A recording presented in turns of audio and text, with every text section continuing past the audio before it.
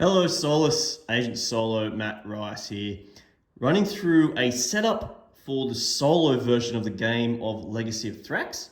This is just coming from my Kickstarter, and I'm happy to show a setup of this. The rulebook is quite nice, but in terms of setup, I thought it might be good to do a video because, and it's just off my own bat, there is 3 different sections in here to burst off. There is because there's 3 different modes. Well, essentially more than 3, there's like 5 modes. There's the base game mode, which is the general how you set up the game. There's also a clan mode, in case when you want to make it asymmetric. If I can find the page for that, which I probably won't, there we go. And there's like a little bit of setup modifications there in terms of some cards. There is also a shadow mode, which is kind of like one versus many format of the game. And then there's the solo mode, with a small setup variation in here as well. So there's a few different sections to look at. There's also a co-op mode too, which I may play down the line, but today I'm just going to show you the solo setup. And with solo, you combine like the shadow mode, the clan mode, base mode all together. So hopefully this video can help for those that want to get a leg up in watching how the setup works. If I get anything wrong, of course, I'd sometimes make little goofs. Please make a comment on the video as well. This will just be the setup. So the playthrough will come in a later video. So to start with, guys, obviously the main board. It doesn't say A or B on it. I've just followed the rule book, the ones with the pictures that look like this, because on the other side, it's upside down, but it's like a B side. So I've chosen the A side. I don't think it matters which side you choose. It just recommends A for your first game. And in terms of more board format stuff, I've also grabbed the Shadow Power board. Now this is upside down as well on the other side. It's exactly the same though. So you can put it on the left or the right. I've decided to put it over the left over this side, next to my day counter stuff over here. And that's the first step. Next thing I'm going to do before I forget about it is there's a few cards that you have to take out of the decks that you don't play in solo. So if you're playing with the mage, there is 2 sets of cards called the illusion card that we take out. So actually there's 3 sets, sorry. So they must come out if you're playing the mage. I'm going to play the engineer actually, and I need to take out the trap card. So there should be the same sort of thing there, 3 sets of that card. Let me guess it's at the top again too. Yep. So I'm gonna have to take out these 3 cards from my action deck. So I'm gonna put them back in the box. And there's a darkness card that we have to get rid of called the Dawn of Darkness. So, Dawn of Darkness, that one has to be eliminated from the game as well. And I'll put that one back in the box. Next, shuffle up all the battle cards with this kind of back. I'm gonna put that to the right of my board here. Same as the quest cards with this type of back. Shuffle all them up, we'll put them next to each other. And then the divine cards, shuffle them up. There's not many of those. And I'm just going to put them down here as well. As I said, I'm going to play as the engineer, so I'm going to grab and shuffle up all the action cards with this kind of back and place it underneath the board down here.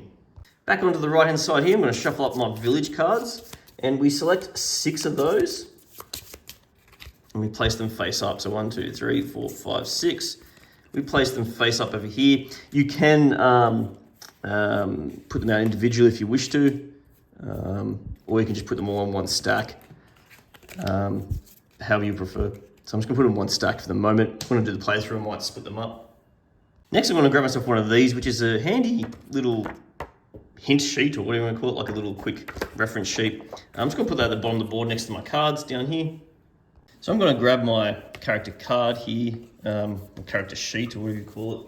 So these are the ones that you could have played with, like the warrior, mage, and Mortread, which you don't need in the solo mode, but in the shadow mode you do. I'm going to put them back in the box.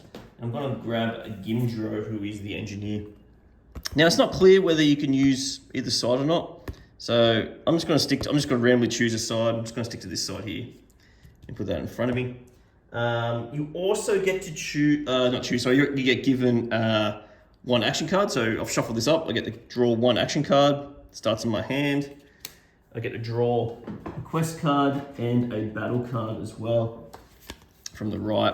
So these are starting in my hand. And when I do the playthrough, I'll go through what all this would do. I'm just gonna put my hand underneath my card there. Place the turn marker on the day 1 space. We'll talk about soon about how many days we play, because there's different modes as well as different lengths of the game. Grab myself a resource sheet, put that next to my hero board here, and place some markers down here.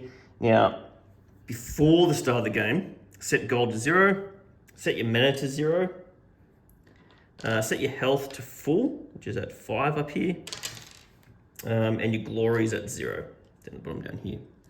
I also forgot to put these 2 on my character sheet, like my skill tree. Again, both at 0. Again, I'll just grab the colors that match the engineer, which is the green color. Another thing to add, in the solo game, you don't play with this token. So you don't need that, that's for multiplayer only. I'll just grab the production die, just put it next to the time tracker here. You can use that. I've also grabbed one of Mordred's, the Shadow Player's pawns, if you call it, and put it at 0 here on the Shadow Power track. Towards the bottom left here, or even on the left, I've put these solo chance cards. And you grab this deck, this is like the solo event deck, give it a good shuffle up.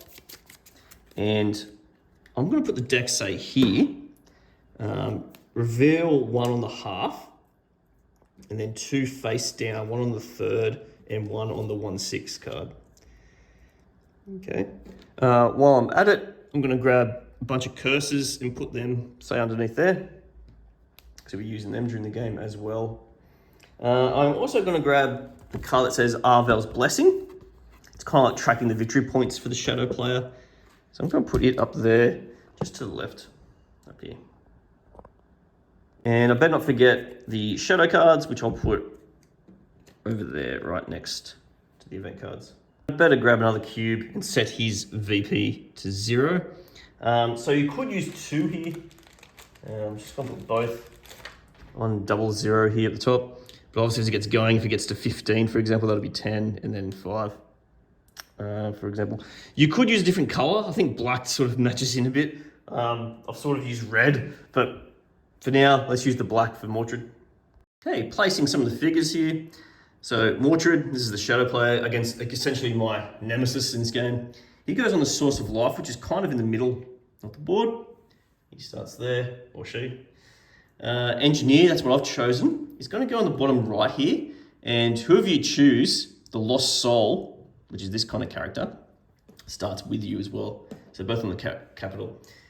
If you're the warrior, you would start up in the red zone up there. If you're the mage, you'd start in the bottom left, the purple. Alrighty, so wherever you see a crystal mine location, so ones that look like this is a crystal mine, there's a yellow one there, there's a purple one up here. So we're going to put these little crystal gems on those locations. So I'll do that off screen to show you when I'm finished. Alrighty, so I've put the crystals out there. The next thing is then put all the relics out there, this kind of looking shape here. Again, going to do that off camera. We're placing them on temple locations. Yeah, sorry, I should clarify, that was on each relic location, not temple location. And I think they believe this to be, what, 1, 2, 3, 4, 5, 6 locations with that on. And so you put those out there. Of course, keep these nearby because they'll be used during the game as well, the spares. Near the center of the board is the marketplace. It always starts with 3 green, 2 yellow, 1 red crystal, and 3 relics. Next step, grab your flags and roads of your color. So I've just got them next to my hero sheet right here. I've also placed the black flags for Mordred over here as well. I believe he doesn't use roads. I don't think I've come across it yet, so no need for the roads. At this point too, you could be snapping on the miniature bases for you guys, but since it's only solo, I don't think I'm going to get confused too much. And note, there's no base for the Lost Souls either, because normally they're neutral in a multiplayer game. So next you choose a scheme difficulty level. And these go up the top of the board. So green is easy, and they're back to back with different stats on it. So one starts with 1, 1 over there. This one's got 1, 1, 2, 1. Oh, maybe it's the same. I think they're meant to be different anyway, back to back. Yellow's normal, red's hard. There's plenty to choose from here to keep it up. And I believe blacky purple is like the nightmare level. So I'm going to choose easy. Might flip it over. And it goes up there. just over superimposes on top of what's already there. And next you choose like your length of game. I'm going to choose normal. There is rush mode if you want a quicker game, which it's good. It's got a recommendation of 90 minutes for the rush mode, 2 to 3 hours for the normal mode, and 4 hours for epic mode, meaning you don't put one on. If I play normal, this will just go over the top of the last 3 parts of my schema at the top there. That's what I'm going to do. One last thing I forgot to mention before I sign off here.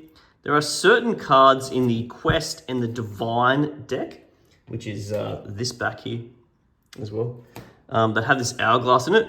They stay in the deck for this mode, as far as I'm concerned. So make sure they're still shuffled in. So it's pretty much all those cards are shuffled in and played in this game. And there you have it, Soloists. Can't quite fit everything on the camera here, but that's it, what you need for the solo game setup. Please let me know, guys, in the comments if there's any dramas with my setup. Sure, there's probably more efficient ways of doing it, but that's just the way I've been doing it myself here. So feel free to like, subscribe, and look forward to the playthrough that I'll have up very soon as well. So Solace, to crush your gaming thirst, play solo.